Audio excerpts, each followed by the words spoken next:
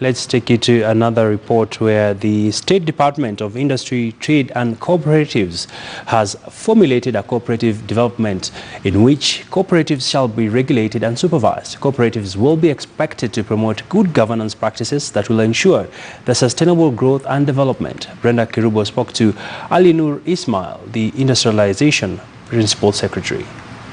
In terms of the structure, the policy proposes that the national government is largely responsible for policy and legislation.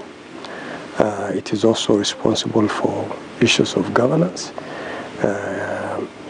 in terms of making sure that there's proper regulation. It's looking at standardization.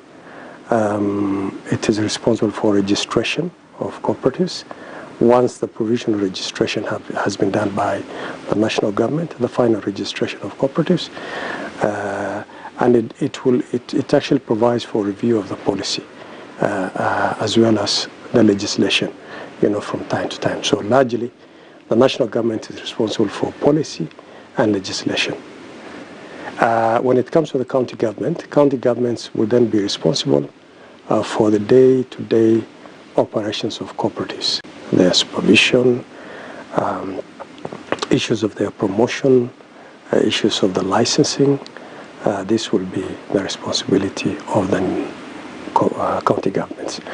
And we are coming also from the perspective that the last policy that we had on cooperatives was done in 1997. But since the promulgation of the Constitution of Kenya in 2010, there hasn't been a proper policy that guided the sector, which takes stock of the devolved structure of government, or the two levels of government. So this policy really is realigning the cooperative sector with the devolved structure of government, both at the national level and at the county level. And it specifies clearly the respective roles of each levels of government. What can you tell Kenyans who are watching in relation to SACCOs? Are they safe, and will this policy ensure that safety is one of the measures?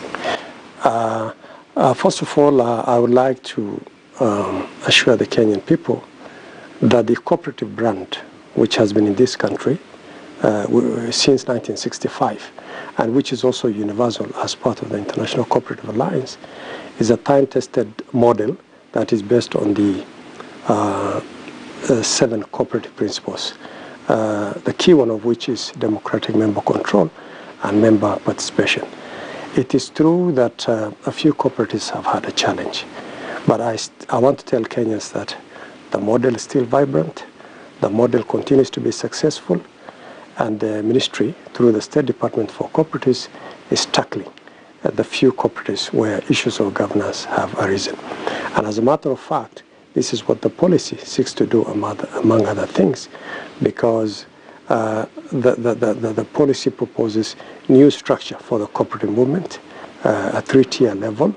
It's proposing for regulation of financial cooperatives separately by a specific regulator, which is already existing, which is the SACCO Societies Regulatory Authority, and then another regulator for all the other cooperatives in the country, because cooperatives are very many, and one regulator alone cannot actually be able to regulate. So we have a proposal where financial cooperatives will be regulated separately by one regulator, and all other cooperatives, agricultural, housing, will then be regulated by another. So I want to assure Kenyans that despite the few challenges, of course, every sector has its black sheep. Our intention is that no cent belonging to a member should actually be lost.